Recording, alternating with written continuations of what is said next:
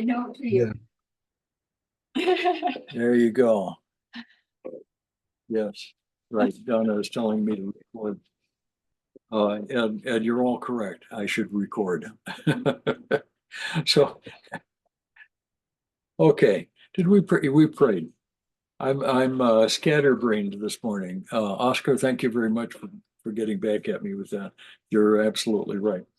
This is session number 31 of an introduction to biblical prophecy. I'm Dr. John McMath. I'm joined here by my friends in Italy and in the Philippines and in other places and probably some ships at sea.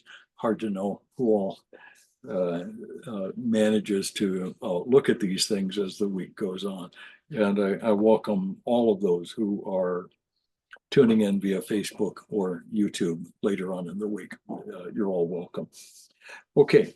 To recap what I was saying before I started recording, Revelation 12, 13, and the beginning of 14 provides an interlude with a lot of symbolic characters who form an outline of the context of biblical prophecy, a bunch of important stuff that lays out essentially all of history.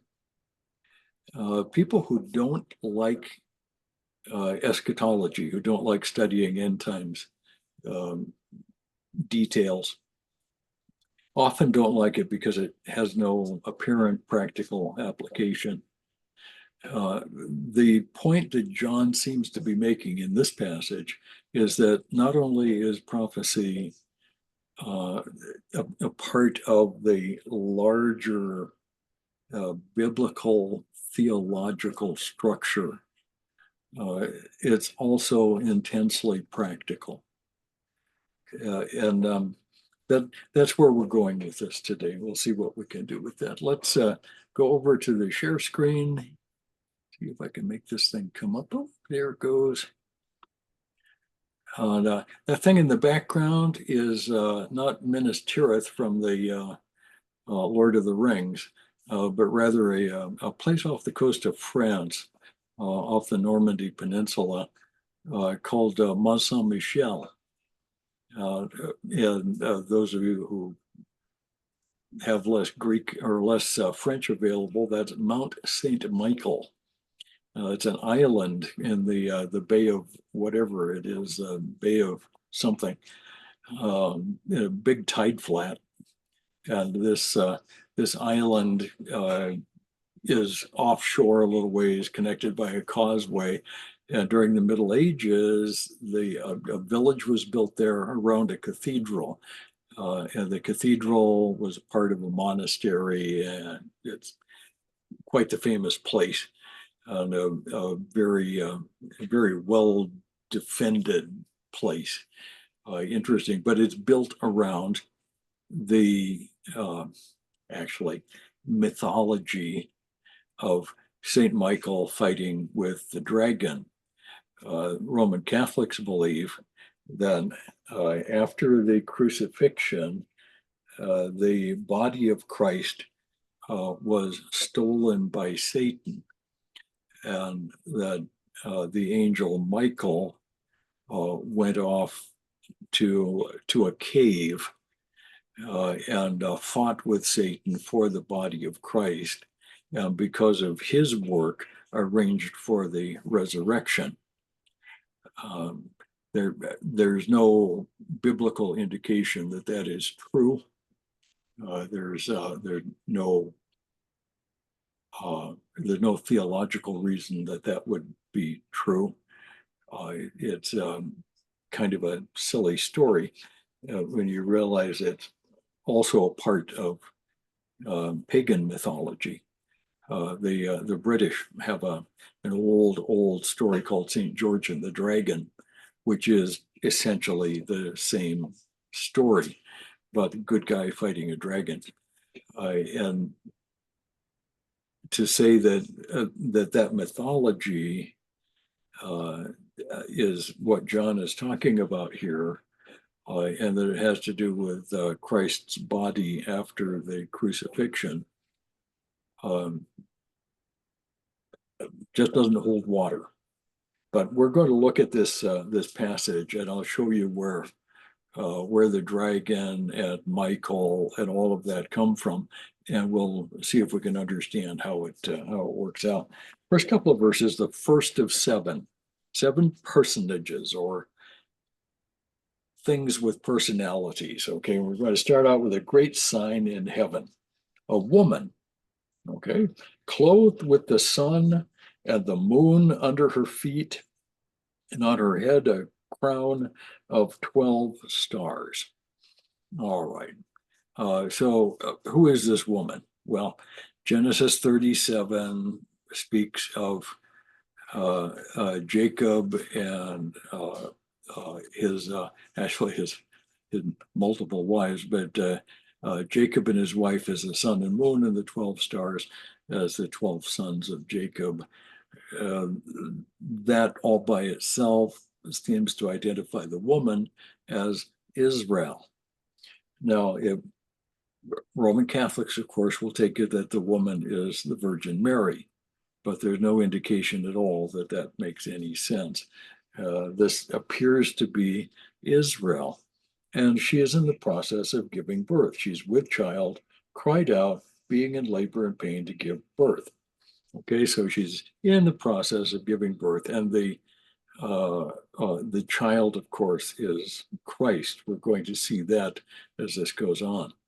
And this, of course, is why the Roman Catholic Church insists that this has to be the Virgin Mary. If this is the Virgin Mary, the passage doesn't make sense.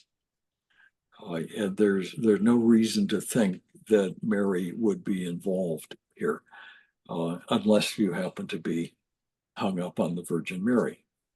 So this is Israel. This is not the church, and neither is this the Messianic community, the larger group of Jews and Gentiles together looking forward to the Messiah that has been suggested in some places. It just doesn't fit. What we're really seeing is that the Old Testament is accurate in that Israel is the key to biblical prophecy. This whole section is really taking a break from the immediate sequence of judgments to put these things into the context of salvation history. And I'm convinced that the church is not the key to salvation history. Rather, Israel is.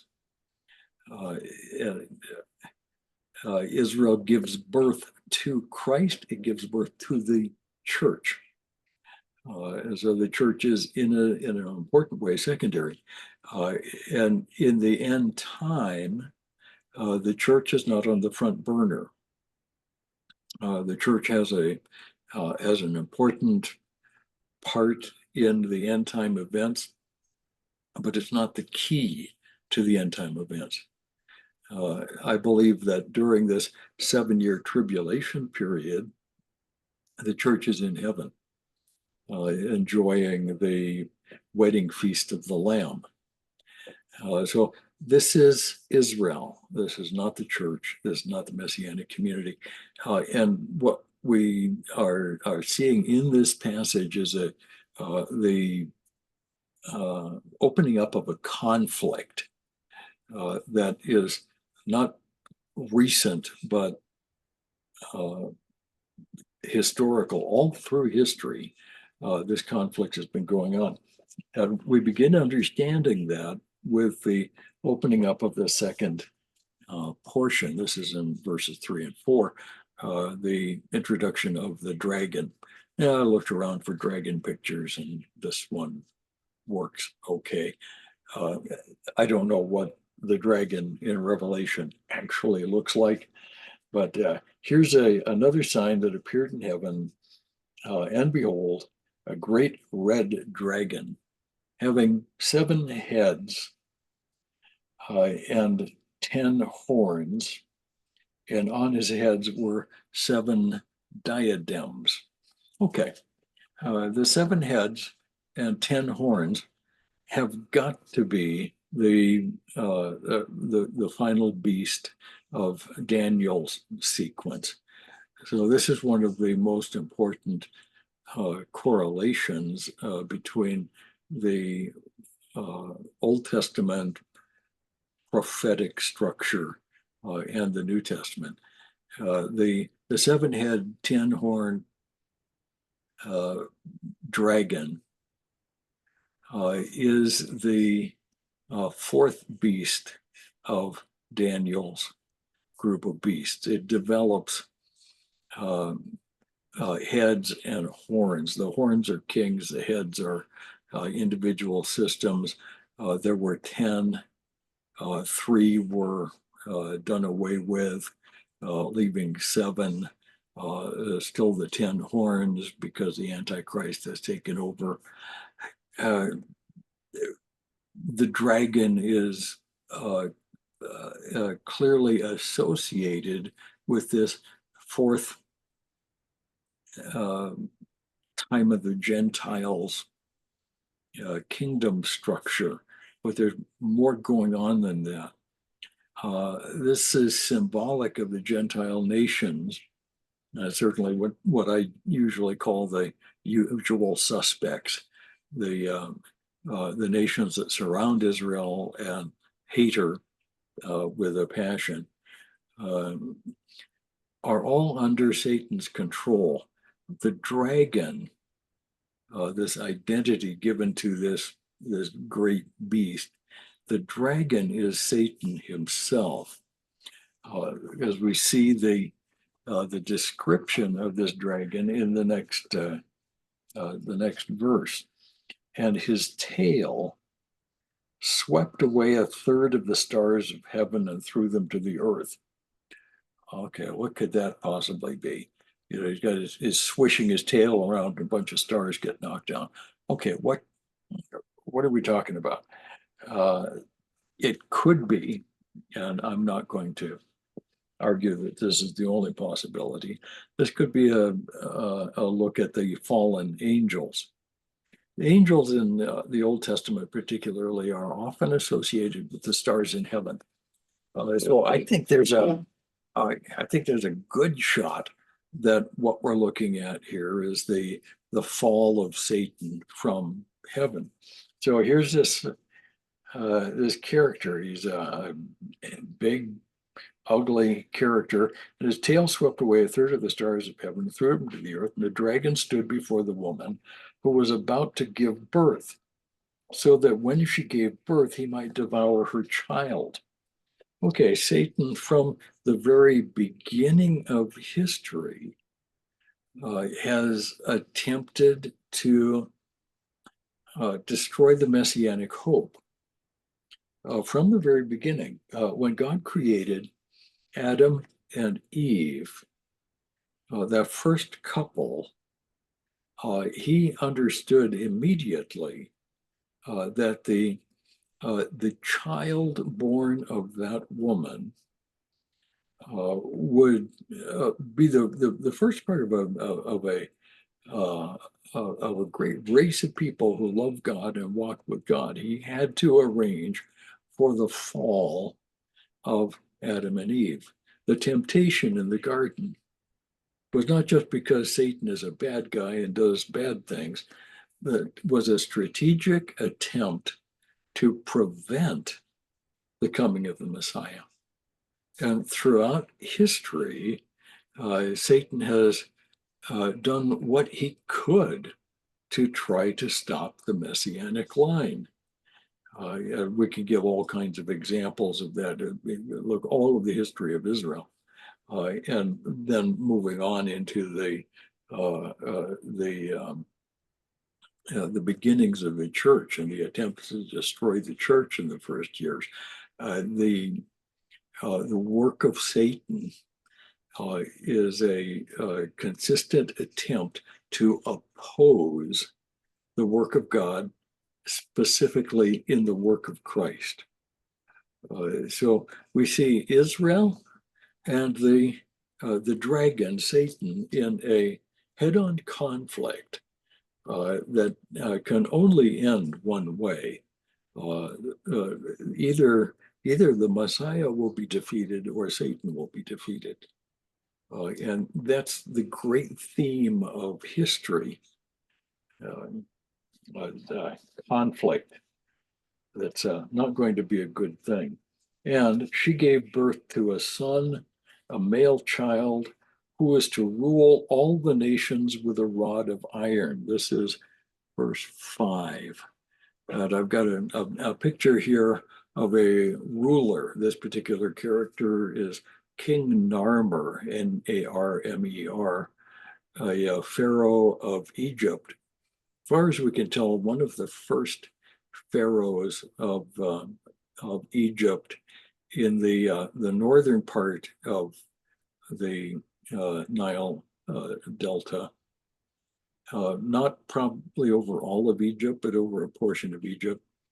And he's the first king of the first dynasty. And you'll notice that he has in his right hand a weapon that we call a mace. A mace is a stick with a heavy object on one end. In Narmer's time, that would have been made of a dense rock like obsidian or uh, marble, even something heavy that can be shaped and put on the end of a stick. And he's going to use that to defeat his enemies. And you can already see at the base of this Narmer stele, there are some enemies who have already been defeated and they're lying under his feet. And he's about to hit this one in the head. And interestingly, Narmer looks typically Egyptian, and the enemy looks typically Semitic. This particular enemy is probably a Syrian shepherd. A lot of interesting stuff here. Okay, why am I showing you that? Because from ancient times, the primary symbol of rule or the authority to rule in the world is the use of force. The symbol here of the use of force is that mace in the hand of the king. Later on, when iron was developed, the rod of iron, in other words, a long mace made out of iron, very heavy, was a symbol of the authority of the king. Human government is always essentially coercion. When the government makes a request, they're not really simply making a request, they're giving an order. And we all know that.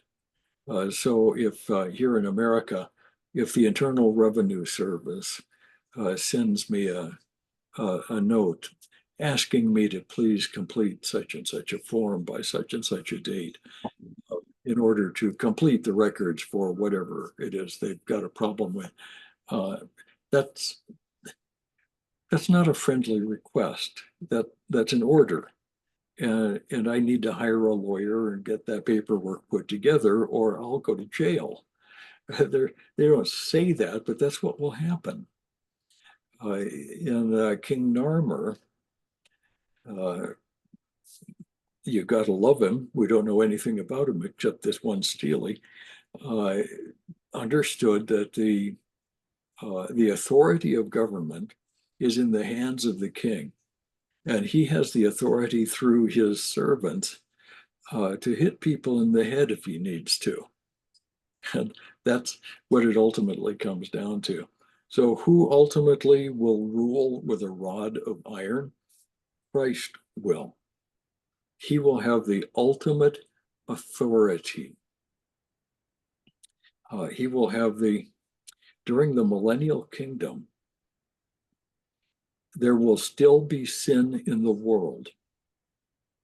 For 1,000 years, Christ will rule with a rod of iron.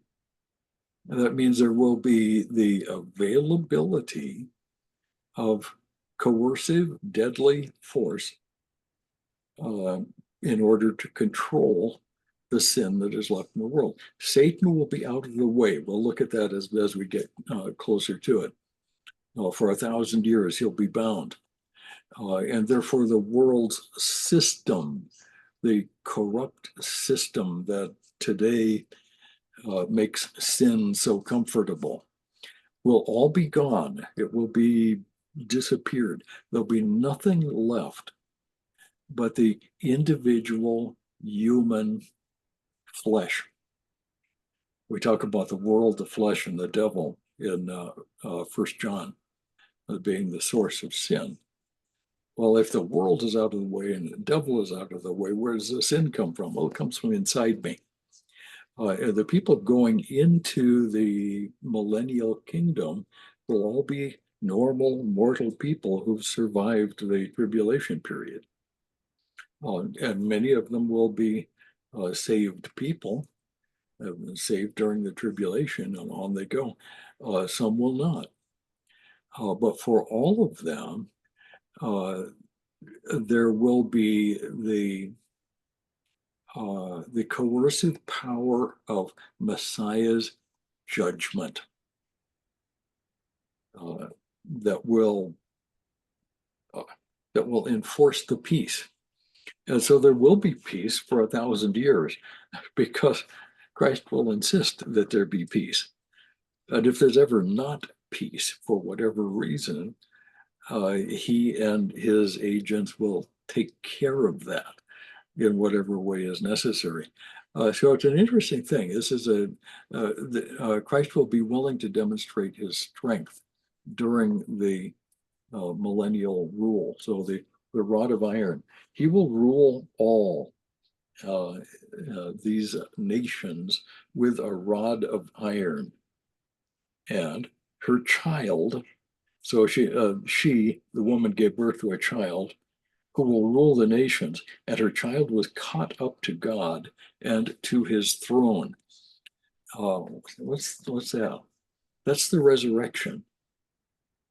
The key truth of the life of Christ is the resurrection. If there is no resurrection, then all of the rest of the miracles of the Bible have no particular significance. If there is no resurrection of Christ himself, then nothing else that Jesus taught could be trusted, and nothing else in the Bible could be trusted. It's the central truth of history. It's interesting. He is to be the king, and he is the living one, the one who was dead and has been brought to life, resurrected.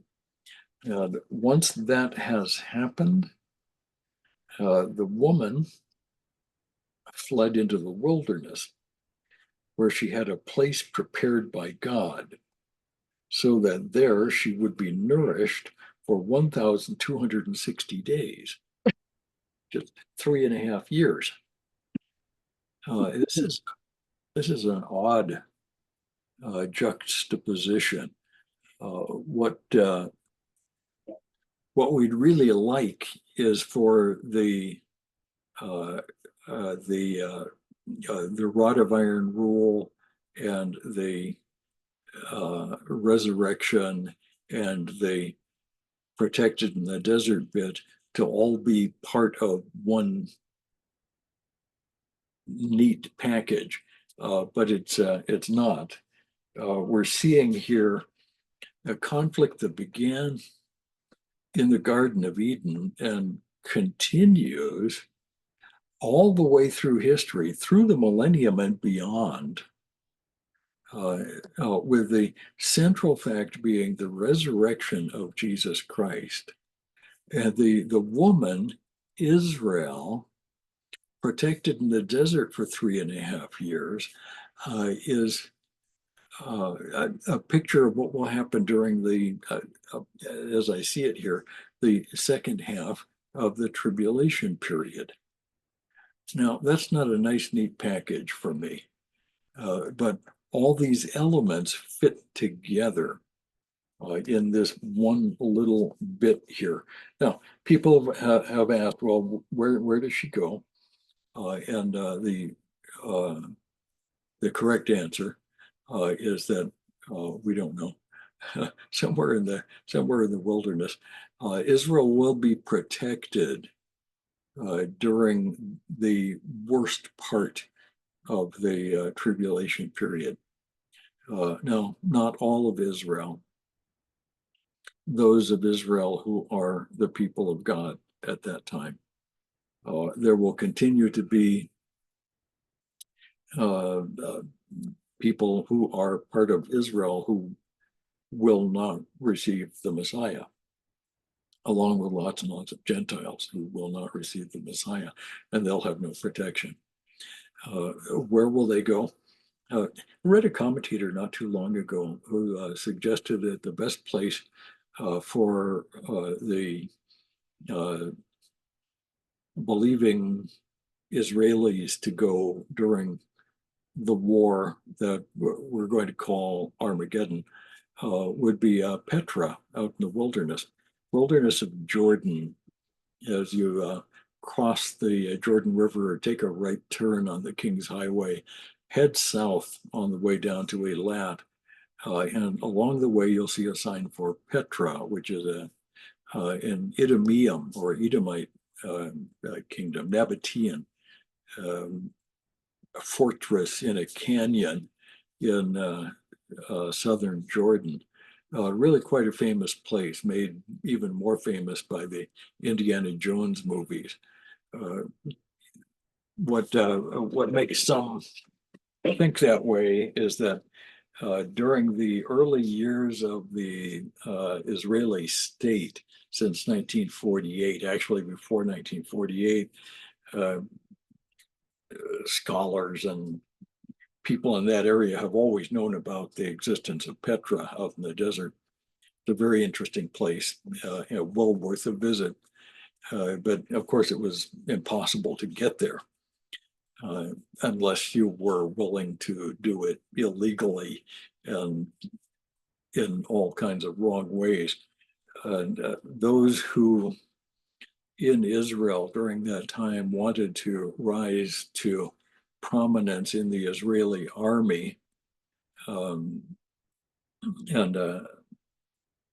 get ahead later on in politics and the rest of it, needed to be a part of the special forces. And if you were a young man and up and coming in the Israeli army and the potential of special forces might be in your future, you might be asked by a senior officer whether or not you'd ever been to Petra.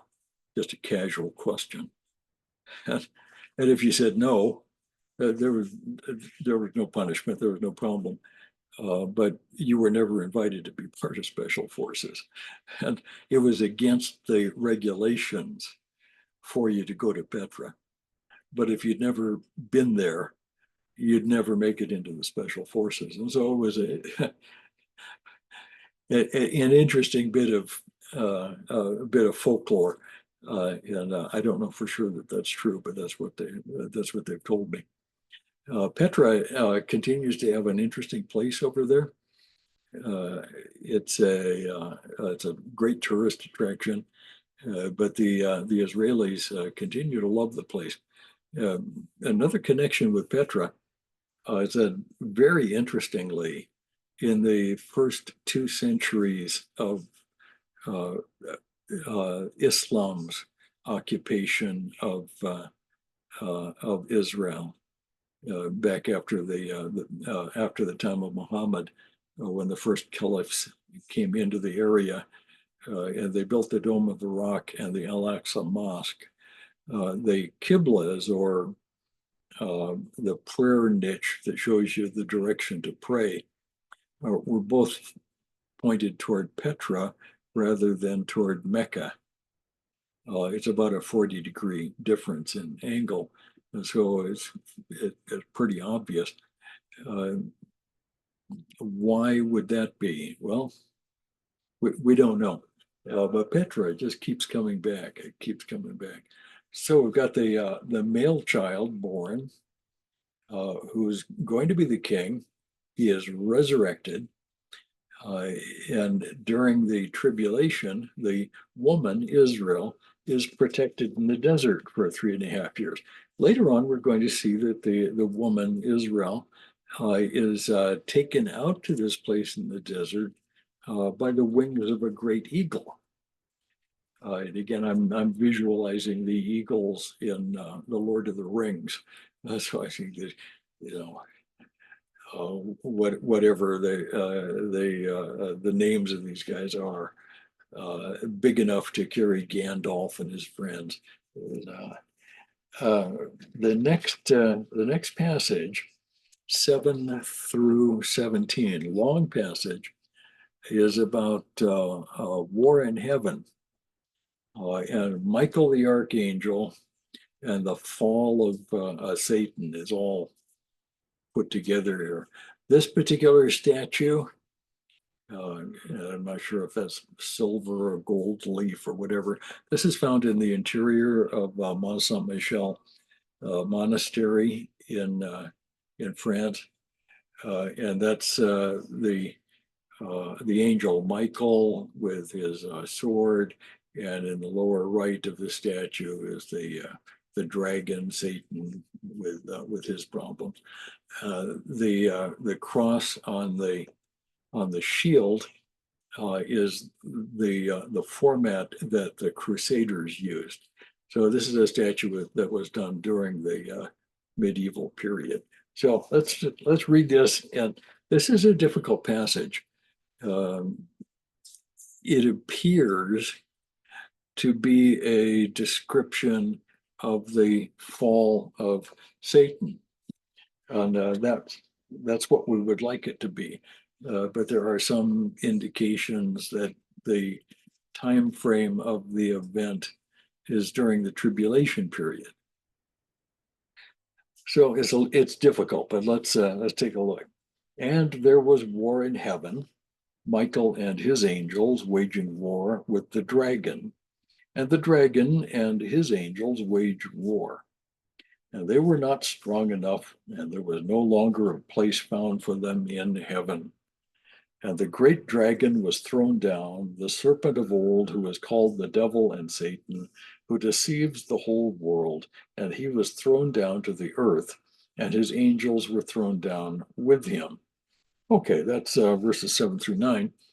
And we would like that to be the initial fall of Satan for a number of reasons. That would tie some things up in a nice package, but it doesn't seem to be accurate. If we look at some details, for example, the book of Job, which was probably written about the time of Abraham, around 2,000 years before Christ. Book of Job reports that Job's problem started when God invited all of the angels in heaven to a conference, and Satan was among them. So, 2000 BC, thousands of years after the creation, long after the fall and the Garden of Eden, Satan was still in heaven. So by the time we get to Job, Satan was still in heaven. This also brings up questions in Isaiah 14, Ezekiel 28, where we see pictures of the fall of Satan. If Satan fell from heaven, what was he doing in heaven during the book of Job? There are a variety of ways to get around this problem. None of them work very well. So if we go with that, if we go with Satan still being in heaven up through the time of Job and up through the time of the New Testament on through our own lifespan today, then it makes sense that the deceit or the accuser of the brethren, which is another name for Satan, is accurate. He's in heaven in God's court, making false accusations against the people of God. He continues to do that. So that would put the fall of Satan to heaven along with all his demons during the tribulation period, which I find fascinating. And I'm not sure quite how to understand it, but it seems that he's cast out of his position in heaven where he accuses the brethren. And the brothers who are in heaven, who we saw in chapter 4, are apparently the martyrs of the church. Let's see how this works out. We'll read a little more. And the great dragon was cast down, the serpent of old, called the devil and Satan, who deceives the world, thrown down to the earth with his angels with him. And I heard a loud voice in heaven and saying, now the salvation and the power and the kingdom of our God and the authority of his Christ have come. For the accuser of our brethren has been thrown down, he who accuses them before our God day and night. So Satan's position in heaven is one of being the persecutor in chief, the prosecutor. If he doesn't have a case, he'll make one up and just keep lying to God. His names in this section: the deceiver, the accuser, and the dragon. And none of those is a real nice thing. So verse 11, and they, the martyrs, overcame him because of the blood of the Lamb and because of the word of their testimony. And they did not love their life, even when faced with death. So clearly the martyrs. For this reason, rejoice, O heavens, and you who dwell in them. Woe to the earth and the sea, because the devil has come down to you, having great wrath, knowing that he has only a short time. He knows his time is short. He's a lame duck. So while he's on earth during the tribulation period, he will do as much evil as he possibly can. So this would be the primary driver of the great evils that are allowed during the last 3.5 years of the tribulation period.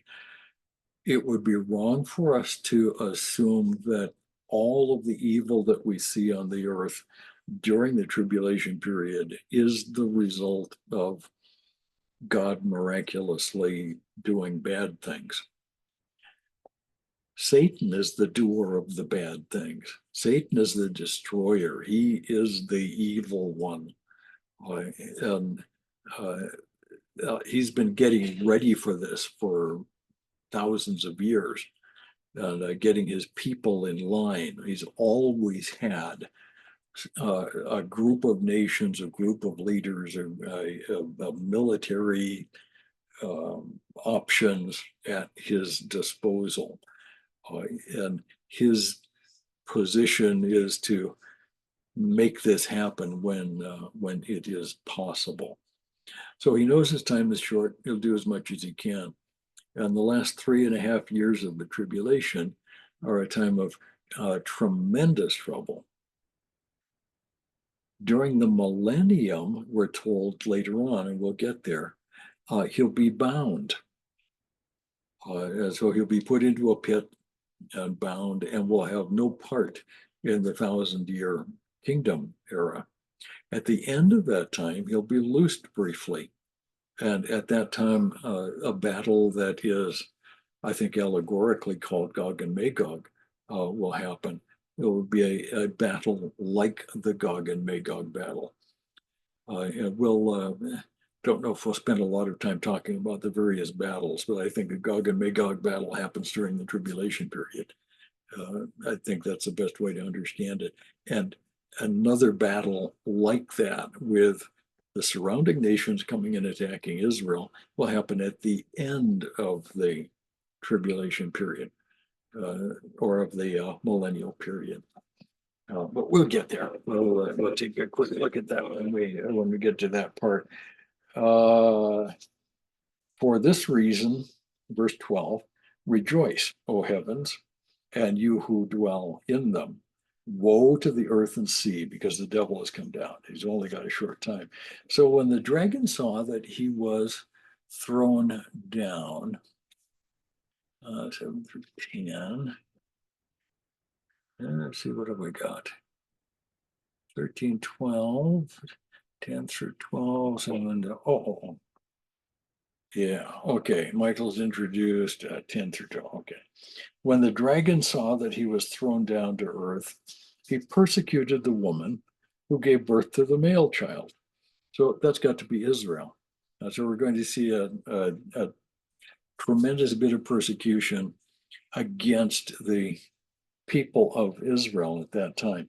But the two wings of the great eagle were given to the woman so that she could fly into the wilderness to her place where she was nourished for a time, times, and half a time from the presence of the serpent. So there's that, the wings of a great eagle. In times past, I don't know anyone who takes this position seriously today, but in times past, it was suggested that the great eagle has to be the United States. And that what we're looking at here is American transport planes being sent to Israel to rescue the Israeli people and take them out into the desert. It's hard for me to imagine any American administration doing that right now. It would cost a lot of money and take there'd be other things that most American administrations would want to do with the money these days. But at any rate, we've got this picture, a great eagle. What is that exactly? We don't know. We really don't. And the serpent poured water like a river out of his mouth after the woman, so that he might cause her to be swept away with the flood. But the earth helped the woman, and the earth opened its mouth and drank up the river which the dragon poured out of his mouth. And so the dragon was enraged with the woman and went off to make war with the rest of her children, who keep the commandments of God and hold the testimony of Jesus. Okay, to keep the commandments of God refers back primarily to the first truths of the Ten Commandments, Torah in the Old Testament. Torah is the principle of right that flows from the character of God Himself, and this is illustrated and demonstrated in the so-called Ten Commandments, the 10 first principles of wisdom. A nation which makes up its mind to hold to the 10 Commandments is going to do well. And Israel was primarily to be a nation that loved God enough to build their society around these 10 primary principles. That's the point. So Israel existed as an object lesson all through history of what happens to a nation that keeps the principles of God. And by contrast, what happens to a nation that walks away from the primary principles of God. So Israel as the object lesson. And the second part here, those who hold to the testimony of Jesus. This would refer to, well, Christians, of course, but during the tribulation period, there will be believing Jews in large numbers. There will also be large numbers of believing Gentiles. We've seen that earlier in the book. So those who have received the testimony of Jesus are there. Now, as we continue this passage into chapter 13, we're going to see two more beasts. Okay. We've seen four personages, the woman, the dragon, the man-child, and Michael the archangel. But then as this goes on, we're going to see a beast from the sea and a beast from the earth. And these are very interesting because, again, we get the 10 horns, 7 heads. This beast from the sea is going to be Daniel's fourth beast again. The 10 horned, 7-headed, giant purple people eater monster to come out of the sea. The sixth personage is the beast from the earth that we sometimes call the false prophet. So who is the beast from the sea? It's actually two things. It is an evil, satanically controlled world system, a political system. And at the same time, it's embodied in a particular person that we've come to call the Antichrist. This is Daniel's willful, evil king. This is not fulfilled in Antiochus Epiphanes back in 167 BC. John is writing this in 90 AD, and he's not merely saying that Antiochus is like the Emperor Nero. This simply doesn't work. John is speaking about the very end of history, and he's looking back to the imagery of Daniel, saying that this time of the Gentiles, with the Babylon, Persia, the Greco-Roman era, and this fourth nondescript beast will lead us up to a 10-nation, 10-horned confederacy before the time of the end. And it will be controlled and destroyed by the Antichrist, or the willful king of the end time, who will in the process make war on the saints. Let's read the passage, and I'll see if I can point some of this out. And the dragon stood on the sand of the seashore. And then I saw a beast coming up out of the sea, having 10 horns and 7 heads. And on his horns were 10 diadems. On his heads were blasphemous names. Okay, so this doesn't sound like a nice beast. He's quite the ugly thing. And we could say that this beast is essentially destructive. He's not going to do anything good.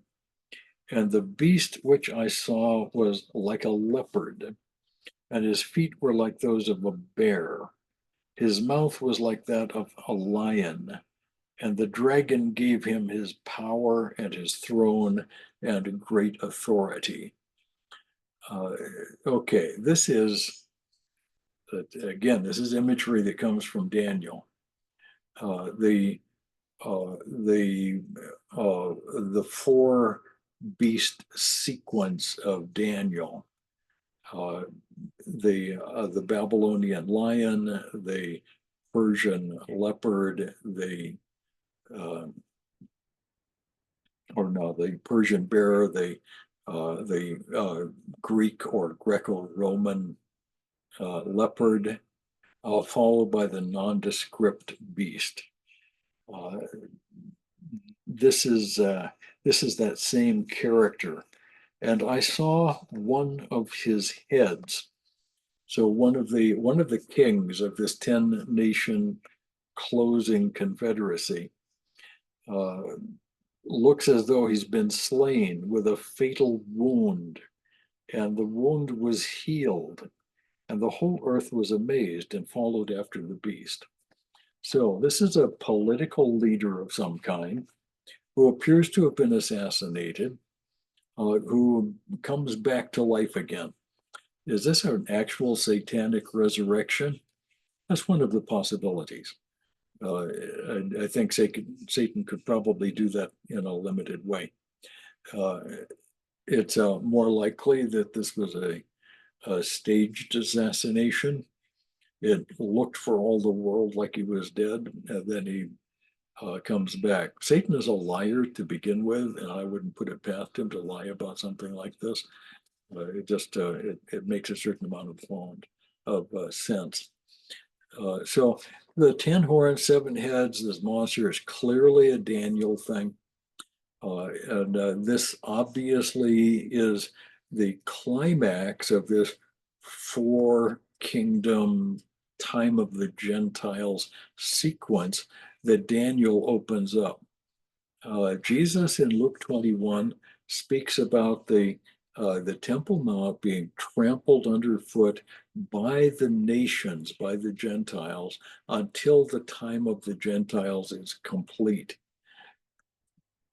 That trampling will continue through the tribulation period, because the Gentiles will continue to be in charge of that particular bit of real estate. The nation of Israel today has control of everything else in Israel proper, except the Temple Mount. The Jordanian religious authority, the Waqf, has control over the Temple Mount. And up on the Temple Mount itself, the Jews are not allowed to go. Only the Gentiles, the Arabs, are allowed to walk around freely. This is not a happy situation. So the people began to worship the dragon because he gave his authority to the beast. And that's the purpose of the whole exercise, get the people to worship the beast. And they worship the beast, saying, "Who is like the beast? Who is able to wage war with him?" And there was given to him a mouth of speaking arrogant words and blasphemies, and authority to act for 42 months was given to him. So this beast is being given authority over probably a good-sized chunk of the world, but specifically the Holy Land, specifically Israel and Jerusalem. This is as always in last days imagery, Israel is at the center. And that's where he's going to be acting for 3.5 years, 42 months, the second half of the tribulation period. And he opened his mouth in blasphemies against God, to blaspheme his name and his tabernacle and those who dwell in heaven. And it was also given to him to make war with the saints and to overcome them. And authority over every tribe and people and tongue and nation was given to him. And all who dwell on the earth will worship him. That word worship comes up again. Worship means submission. Now, again, I don't want to beat on a favorite hobby horse of mine, but a reminder, the word submission in Arabic is Islam. The Muslim religion essentially means a submission, and the one to whom men are expected to submit is not the God of heaven, but a made-up God named Allah, whose character is much different than the God of Scripture. In fact, it would be very easy to say that Allah is Satan himself. The the beast is this system of the end time, and men will worship it. They will submit. They will bow down and worship the thing. Okay. Verse 9, if anyone has an ear, let him hear. If anyone is destined for captivity, to captivity he goes. If anyone kills with the sword he will be killed. Here is perseverance and the faith of the saints. And then we're introduced to the sixth character, who is the beast from the earth. We've got to make a distinction between the beast from the sea and the beast from the earth. This is in verses 11 through 18 of chapter 13. And I saw another beast coming up out of the earth, and he had two horns like a lamb, but he spoke like a dragon. Okay, so he looks like a lamb, but he's really a dragon. He's a dragon in sheep's clothing, is what he is. And he exercises all the authority of the first beast. So these two beasts are working together. The beast out of the sea can be thought of as the secular system, the political system, the economic system. The beast out of the earth can be thought of as the religious authority. And the religion and the political economic system are married to one another. They're all part of one system.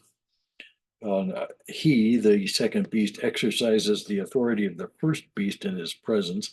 He makes the earth and those who dwell in it worship the first beast, whose fatal wound was healed. And they keep coming back to that. Whether it's true or not, you tell a big enough lie long enough and everybody believes it. And he performs great signs, even making fire come down out of heaven to the earth in the presence of men. And he deceives those who dwell on the earth because of the signs it was given to him to perform in the presence of the beast, telling those who dwell on the earth to make an image of the beast who had the wound of the sword and has come to life. And it was given to him to give breath to the image of the beast, so that the image of the beast would even speak and cause as many as do not worship the image to be killed. Okay, we don't know what that means exactly. Some have suggested that the beast will have a kind of a robot, artificial intelligence controlled image. I don't know that that's necessary. I think Satan could do this in a variety of ways, and I don't think we need to know exactly. And verse 16, he causes all, small and great, rich and poor, the free men and the slaves, to be given a mark on their right hand or on their forehead. A mark. Okay, this is the famous mark of the beast, and it will be either on the right hand or on the forehead. And it's interesting that that's roughly what God did with the Tephilim in the Old Testament. Deuteronomy, you shall bind them on your hand, on your back of your hand, or on your forehead, the word of God.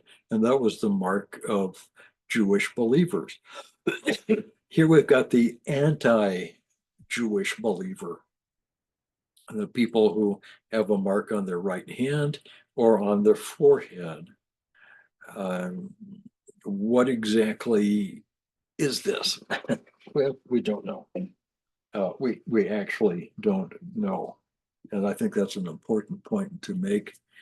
People have said, oh, well, that's a credit card number or a social security number or the VIN number on the back of the cell phone, or that's whatever it is. And the fact is, we don't really know what it is. And he provides that no one will be able to buy or to sell except the one who has the mark, either the name of the beast or the number of his name. Okay, the number that is provided by the beast will be used um, to authenticate purchases. So if you're going to buy or sell or make any kind of a business transaction, you're going to have to be identified by a special mark. And we're not told what that mark is. Is it a barcode?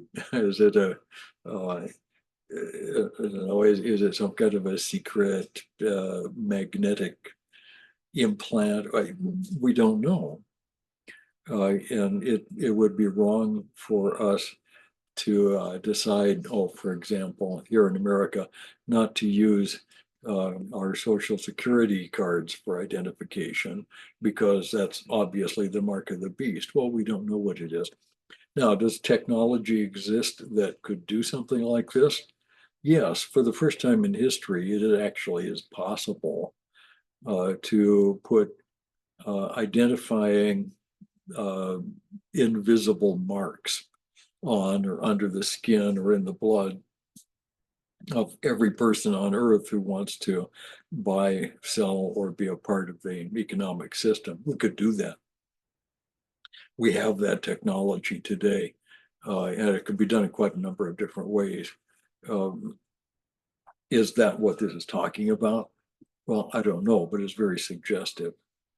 Uh, the Western nations have been talking about eliminating cash altogether, just completely eliminating cash and coins, so that every transaction will have to be made electronically. It would be a really big step in security to simply have an embedded magnetic coded thing that would identify you and your account number and everything that you need right under the skin of your hand.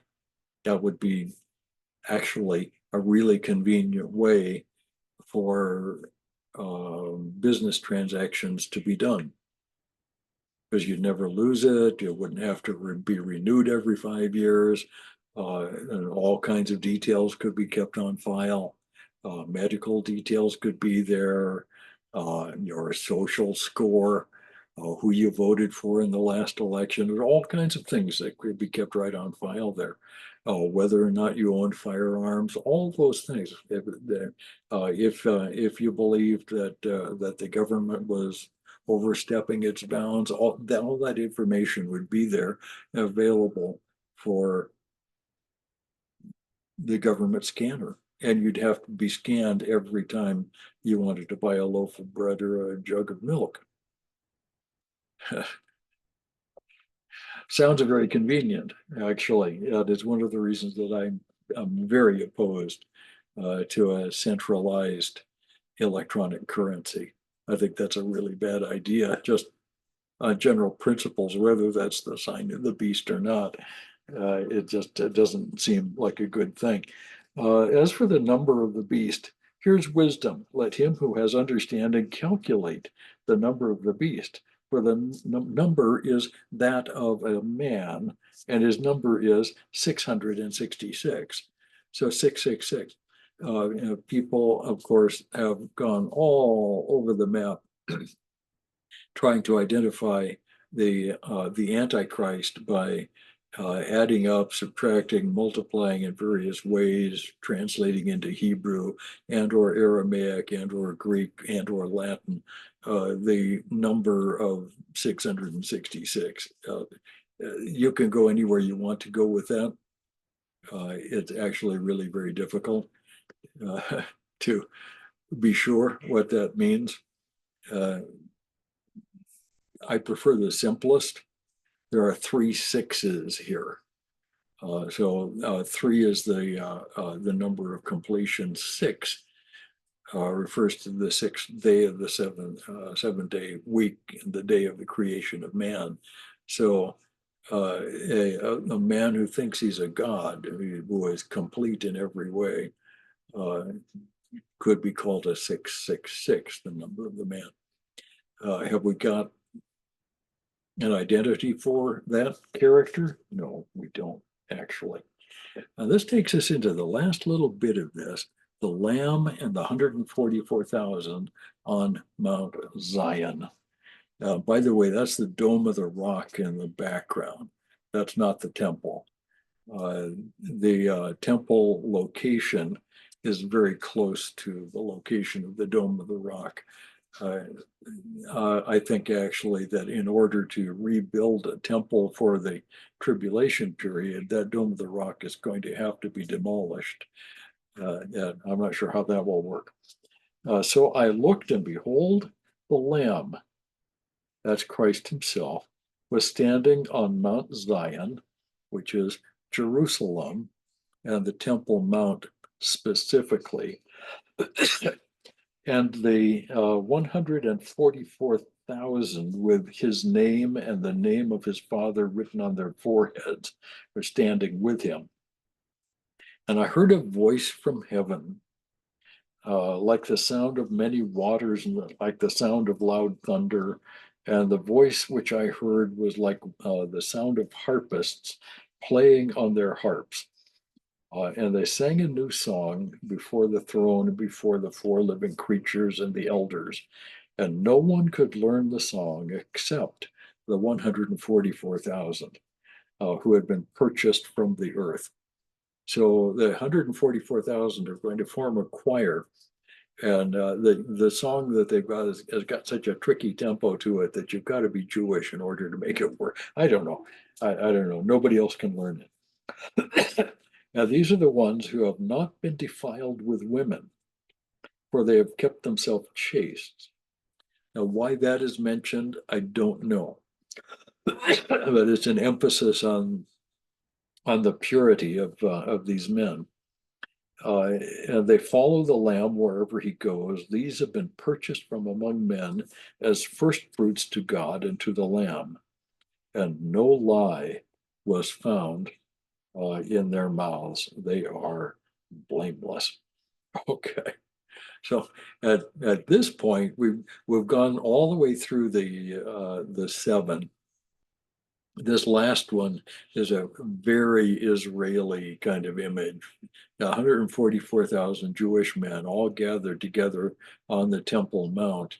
The temple by this time, roughly midpoint of the tribulation period, will have been destroyed or at least defiled by the Antichrist. The core of biblical prophecy is always going to be Jerusalem, the Temple Mount, the Jewish people, and their Messiah. That's always going to be at the core of it. The church, very significantly, is not present during this time. The church is a big deal. The church is God's redeemed people. The church is at the core of God's plan for redemption, but it has very little to do with the end time. God is going to come back to focus on Israel, on his primary chosen people for this concluding part of history. Next week, we'll continue from verse 6 and look at the rest of this interlude that's going to take us up to the 6 bowls of final wrath. And again, this is interesting stuff. As we get into the bowl judgments, we're going to find the concluding wars and the 2 whole chapters on the fall of a city that doesn't even exist anymore, Babylon. And that's going to be a problem we'll have to try to solve. But we'll do that next week. God bless everybody. Have a good Easter week. Remember that He is risen. He is risen indeed. And we'll see you all again next week. For those in the Philippines, Oscar, if you're still awake there, when we get to next week, the time will be 2:30 in the morning instead of 3:30 in the morning. But Okay. okay, yeah, Thank you, Dr. John. yeah, we love you guys. Let's see if I can get everybody unmuted so we can Ciao say tutti. ciao a tutti, indeed. Ciao tutti. A tutti, grazie. Thank you. Bye bye. We'll see you all next week, and we'll get into some more stuff. If you've got questions, shout me a messenger on Facebook, and we'll see what we can do with that. Bye bye, everybody.